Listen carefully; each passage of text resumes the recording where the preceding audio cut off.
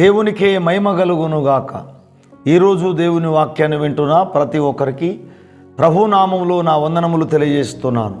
రండి, ఈరోజు దేవుని వాక్య ధ్యానం కొరకు పరిశుద్ధ గ్రంథములో నుండి లూకా సువార్త 23వ అధ్యాయము 34వ వచనాన్ని చదువుతున్నాను. అందరూ శ్రద్ధగా ఆలకించండి. యేసు, తండ్రి, వీరేమి చేయుచున్నారో వీరెరుగరు గనుక వీరిని క్షమించుమని చెప్పెను. దేవుడు ఈ వాక్యమును మనందరి వినికిడిలో ఆశీర్వదించునుగాక. ప్రభునందు ప్రియులారా, నేటి దినం పరిశుద్ధాత్మ దేవుడు మాట్లాడే ఒక ప్రత్యేకమైన సందేశం. నేటి క్రైస్తవ్యానికి ఈ ఒక్క మాట అర్థమైందా అనే సందేశాన్ని పరిశుద్ధాత్మ దేవుడు మనతో మాట్లాడుతూ ఉన్నాడు. నేటి క్రైస్తవ సమాజానికి ఈ ఒక్క మాట అర్థమైందా?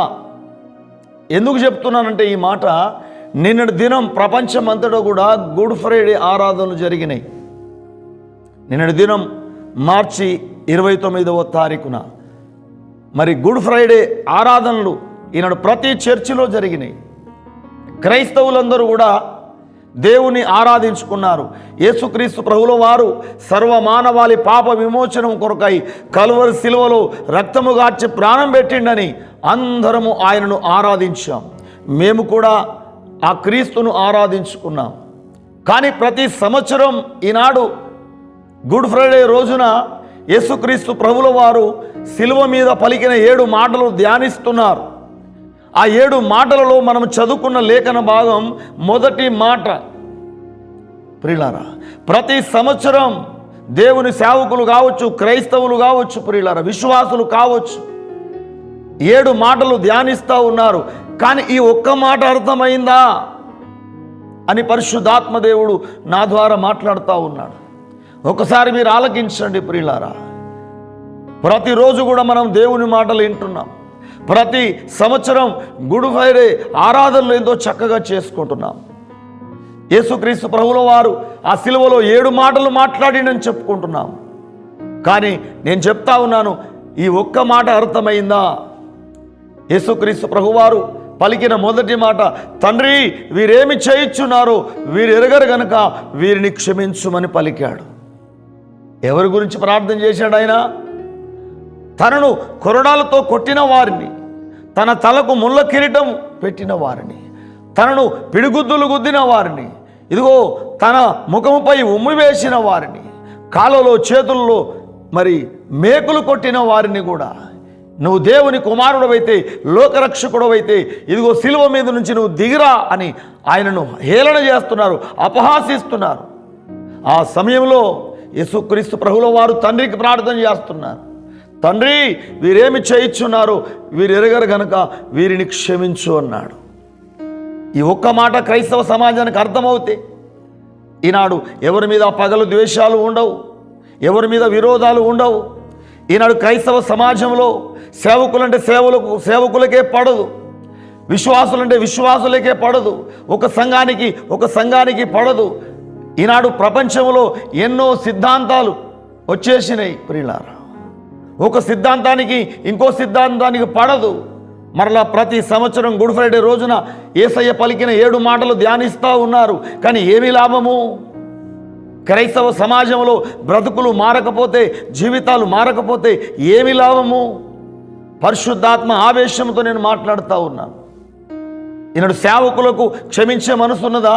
విశ్వాసులకు క్షమించే మనసుందా? కుటుంబాలలో కూడా ఈనాడు ప్రియులారా భార్య భర్తలు విరోధ మనసుతో ఉంటారు. ప్రియుల కొన్నిసార్లు క్షమించుకోలేని మనసు. ప్రియులారా సంఘములో ఈనాడు విశ్వాసులు కూడా కొన్ని సమస్యలు జరిగినప్పుడు ఒకరికి క్షమించే మనసు లేదు. ప్రియులారా ఈనాడు అన్నదమ్ములు కావచ్చు, ప్రియులారా తల్లిదండ్రులు కావచ్చు, ఇదిగో అత్తాకోడల మధ్యలో కావచ్చు, ఈనాడు ప్రియులారా విరోధమైన మనస్సు, క్షమించలేని మనస్సు. కానీ యేసుక్రీస్తు ప్రభువుల వారు మనకు నేర్పుతున్న పాఠం ఏంటంటే, మనము కూడా ఇతరులను క్షమించాలి, లేకపోతే మన పాపాలు క్షమించబడవు అంటున్నాడు. ప్రియులారా యేసు ప్రభువారు తండ్రి, వీరేమి చేయుచున్నారు వీరు ఎరగరు గనుక వీరిని క్షమించమన్నాడు కదా. ప్రియులారా మనము కూడా మన ఎడల అపరాధం చేసిన వారిని క్షమించాలట. అందుకే మత్తయి సువార్త 6వ అధ్యాయంలో 14-15 వచనాల్లో చూస్తే, మనుషుల అపరాధములను మీరు క్షమించిన ఎడల మీ అపరాధాలు కూడా క్షమించబడును. ఒకవేళ ఇతర మనుషుల అపరాధములను మీరు క్షమించకపోతే మీ అపరాధాలు కూడా ఆ దేవుడు క్షమించడు, ఆ తండ్రి క్షమించడు అంటాడు. ప్రియులారా, ఈనాడు ఒకరి మీద ఒకరికి విరోధమైన మనసు. మత్తయి సువార్త 5వ అధ్యాయంలో యేసయ్య చెప్తాడు, మీరు అర్పణమును అర్పించేటప్పుడు మీకు ఎవరి మీదనన్నా విరోధం ఉన్నదని మీకు జ్ఞాపకం వస్తే అక్కడ మీ అర్పణాన్ని విడిచిపెట్టి మొదట వెళ్ళి నీ సహోదరునితో సమాధానపడు అన్నాడు యేసయ్య. నీ కానుక, నీ అర్పణం దేవుడు అంగీకరించడు. ఎందుకంటే నీకు ఎవరి మీదైతే విరోధం ఉన్నదో, ఎవరి మీదైతే కోపం ఉన్నదో ఆ వ్యక్తితో మొదట నువ్వు సమాధానపడంటాడు. ప్రియులారా, ప్రతి ఒక్క వ్యక్తి ఈనాడు, ప్రతి క్రైస్తవుడు క్షమించే మనసు కలిగి ఉండాలి. యేసయ్య పలికిన 7 మాటల్లో మొదటి మాట మనని కూడా క్షమించమంటున్నాడు ఆయన. మన శత్రువుల కొరకు, మనని బాధించే వారి కొరకు ప్రార్థన చేయమన్నాడు ఆయన. ప్రియులారా, అలాంటి మనసు ఉన్నదా? ఈనాడు సేవకులకే పడదు, విశ్వాసులకే పడదు. కుటుంబాలలో కూడా విరోధమైన మనసు. మీరు ప్రార్థన చేసినప్పుడల్లా మీరు క్షమించమని చెప్తాడు యేసు ప్రభువారు. మార్కు సువార్త మరి ఆ యొక్క 11వ అధ్యాయంలో 25-26 వచనాల్లో మనం చూస్తూ ఉంటే ఒక ప్రత్యేకమైన మాట కనబడుతూ ఉన్నది. ప్రియులారా, మార్కు సువార్త మరి ప్రియులారా 11వ అధ్యాయం 25-26 వచనాల్లో మనం చూస్తూ ఉంటే ప్రియులారా, మీరు ప్రార్థన చేయనప్పుడల్లా, మీరు నిలబడి ప్రార్థన చేయనప్పుడల్లా మీకు ఎవరి మీదైతే విరోధం ఉన్నదో వారిని మీరు క్షమించండి. అప్పుడు మీ పరలోకమందున్న తండ్రి మీ పాపాలు క్షమిస్తాడు. గనుక ప్రియులారా, ఈనాడు నేను మనమందరము కూడా ఎవరి మీద కూడా విరోధమైన మనసు లేకుండా మనం ప్రార్థన చేసినప్పుడల్లా కూడా మనం ప్రియులారా వారిని క్షమించాలి. నీకు ఎవరి మీద విరోధం ఉన్నదో మీరు ప్రార్థన చేయనప్పుడల్లా మీరు వారిని క్షమించాలి. ఇది యేసు ప్రభువే చెప్తా ఉన్నాడు. కనుక ప్రియులారా, నేటి క్రైస్తవ్యానికి, నేటి క్రైస్తవ సమాజానికి ఈ ఒక్క మాట అర్థమైతే చాలు. ఈనాడు క్షమించే మనసు లేదు, పగ పెట్టుకొని, కోపం పెట్టుకొని జీవిస్తూ ఉన్నారు. ప్రియులారా, ఈనాడు మనం ఇతరుల పాపాలు క్షమిస్తేనే మన పాపాలు యేసయ్య క్షమిస్తాడు, దేవుడు క్షమిస్తాడు. కనుక ప్రియులారా, నేను మనమందరము కూడా యేసయ్య చెప్పిన మాట విందాం, ఆ మాట అర్థం చేసుకుందాం. తనని హింసిస్తున్న వారిని, తనకు మరి ఎంతగానో మరి ప్రియులారా హింసించి సిలువ కొట్టిన వారిని యేసయ్య అన్నాడు, తండ్రి వీరేం చేయించున్నారు, వీరు ఎరగరు అన్నాడు. ప్రియులారా, పౌలు కూడా ఏమన్నాడు? ఫిలిప్పీ పత్రికలో 2:5 వచనం చూస్తే, క్రీస్తు యేసును కలిగిన ఈ మనసు మీరు కూడా కలిగి ఉండండి అన్నాడు. యేసయ్య మనసు మీకున్నదా? ఒకసారి మిమ్మల్ని మీరు పరీక్షించుకోండి. అసలు నేటి క్రైస్తవ్యానికి ఒక్క మాట అర్థమైందా? ప్రతి సంవత్సరం 7 మాటలు ధ్యానిస్తున్నారు కదా, కానీ ఒక్క మాట అర్థమైందా?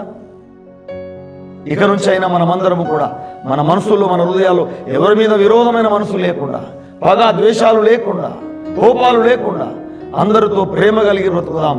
అందరినీ క్షమించి ఇదిగో అందరి క్షేమం కొరకు ప్రార్థన చేస్తూ బ్రతుకుదాం. అట్టి యేసయ్య మనసు ఈ వాక్యాన్ని వింటున్న మనందరికీ దేవుడే అనుగ్రహించును గాక. ఆమేన్. చిన్న ప్రార్థన చేసుకుందాం. మహాపరిశుద్ధుడా, పరమ తండ్రి యేసయ్య, మీకు స్తోత్రాలు చెల్లిస్తున్నాం. ఇదిగో నాయనా, ఇంతవరకు మీరు మాతో మాట్లాడిన ప్రతి మాట కొరకు వందనాలు చెల్లిస్తున్నాం. నిన్నటి దినం ప్రపంచమంతటా కూడా గుడ్ ఫ్రైడే ఆరాధనలు చేసుకున్నారు. యేసయ్య, మీరు పలికిన 7 మాటలు ధ్యానించారు, కానీ మీరు మమ్మల్ని ప్రశ్నించారు. ఆ 7 మాటల్లో ఒక్క మాట నేటి క్రైస్తవ్యానికి అర్థమైందా అని ప్రశ్నిస్తున్నారు. ఇది మీరే మాతో మాట్లాడారని ప్రతి క్రైస్తవుడు, ప్రతి సేవకుడు మనసు మార్చుకొని ఎవరి మీద విరోధమైన మనసు లేకుండా అందరినీ కూడా క్షమించేసి ప్రభువా ప్రేమ కలిగి ఆయన ఇతరుల క్షేమం కొరకు ప్రార్థించేవారుగా తండ్రి యేసయ్య, మీకు ఏ మనసు అయితే ఉన్నదో అలాంటి మనసు మాకు కూడా దయచేయండి. నేటి క్రైస్తవ్యానికి మీరు దయచేయండి. ఏదో నీ మాటలు గొప్పగా చెప్పుకోవడమే కాదు నాయనా, యేసయ్య నీకున్న మనసు మాకు రావాలి. అప్పుడే మేము ప్రభువా లోకానికి ప్రభువా ఒక వెలుగుగా మారుతాము నాయన, ఉప్పుగా మారుతాము తండ్రి. యేసయ్యానికి స్తోత్రాలు. మీకున్న క్షమించే మనసు నేటి క్రైస్తవ్యానికి మీరు అనుగ్రహించమని యేసు నామములోనే ప్రార్థిస్తున్నాము తండ్రి. ఆమేన్. Praise the lord. దేవుడు మీకు మీ కుటుంబాలకు క్షమించే మనసు అనుగ్రహించునుగాక.